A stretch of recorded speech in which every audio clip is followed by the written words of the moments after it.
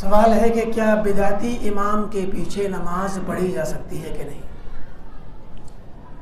اصل میں بدعتی امام کے متعلق یہ جاننا ضروری ہے کہ جو امام یعنی جو بدعتی شخص ہے وہ آپ کے لیے دو میں سے کسی ایک حالت میں ہوگا.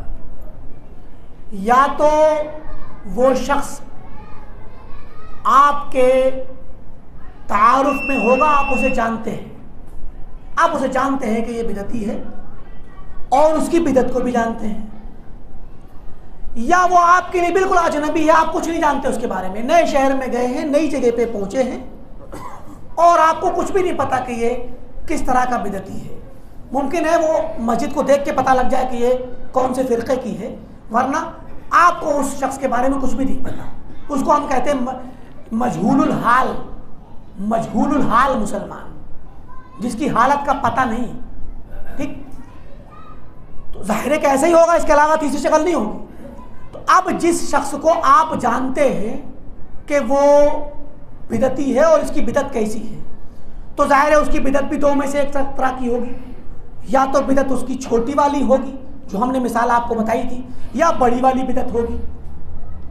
چھوٹی والی بدعت جو ہوتی ہے وہ بدعت فسقیہ ہوتی ہے، مطلب اس سے آدمی کافر نہیں ہوتا، خالی بدعتی ہوتا ہے. اور بڑی والی بدعت تو شرکیہ ہوتی ہے، شرک تو انسان کو اسلام کے باہر کر دیتا ہے، کفریہ بدعت سے تو آدمی کافر ہو جاتا ہے. تو اب یہ شکل جب بنے گی، آپ کو جب پتہ ہوگا تو آپ اسی کے اعتبار سے فیصلہ کریں گے. اب آپ کے سامنے ایسا بدعتی ہے جو بدعت تو کرتا ہے مگر بدعت چھوٹی والی ہے، کبھی بھی وہ شرک یا بدعت نہ کرتا ہے نہ کرنے کی دعوت دیتا ہے. تو اب آپ کو سب سے پہلے ایسے شخص کے بارے میں پہلا اصول تو یہ ہے کہ بدعتی کے پیچھے نماز نہیں پڑھنی ہے، چاہے وہ چھوٹی بدعت ہی کیوں نہ ہو. کیوں؟ کیونکہ وہ سنت سے ہٹا ہوا ہے، اللہ کے غضب کا شکار ہے اور جہنم کی وعید کا مستحق ہے، کلھا فی النار کے اعتبار سے. لیکن آپ اتفاق سے ایسی جگہ پہ ہیں کہ اس کی مسجد محلے میں ہے اور آپ کی مسجد اتنے دور ہے یا سرے سے ہے ہی نہیں، آپ کی اپنی مسجد کوئی ہے ہی نہیں. تو اب بدعتی بھی چھوٹا والا ہے اور آپ کے پاس مسجد نہیں ہے، تو کوئی بات نہیں، پڑھ لیجیے، کوئی حرج نہیں. ٹھیک. لیکن اگر بدعتی بڑا ہے، شرکیہ بدعت کرتا ہے، تو شرکیہ بدعتی کے پیچھے نماز نہیں پڑھنی ہے، کیونکہ آپ اسے جانتے ہیں. ضروری ہے کہ آپ جانتے ہو، کیونکہ کوئی کہے کہ نہیں یہ چونکہ بریلوی مسجد ہے تو یہ مشرک ہی ہوگا، ایسا نہیں کہنا چاہیے. گرچہ ان کے یہاں شرک پایا جاتا ہے، لیکن ہر آدمی کو آپ کہیں کہ یہ شرک کرتا ہے، یہ تو تکفیر عام ہو گئی.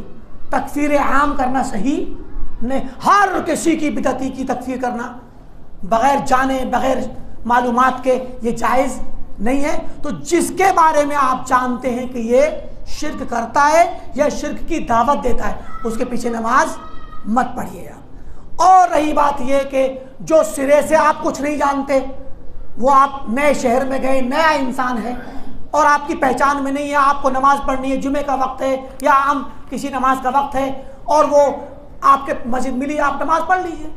لیکن اگر آپ کو لگ گیا آثار سے، حالات سے کہ یہ شرک کرنے والے لوگ ہیں، کلمے علمے یا الفاظ ایسے لکھے ہوئے ہیں جن سے شرک کی بو آتی ہے، تو پھر بہتر شکل یہ ہے کہ وہاں آپ جماعت سے تو کھڑے ہو جائیں، اگر آپ کو جماعت ہی پڑھتے وقت داخل ہوئے ہیں، لیکن نیت آپ اپنے اکیلے کی کر لیں، اس کے ساتھ ساتھ پڑھیں مگر اس کی اقتدا میں نہ پڑھیں. کیوں؟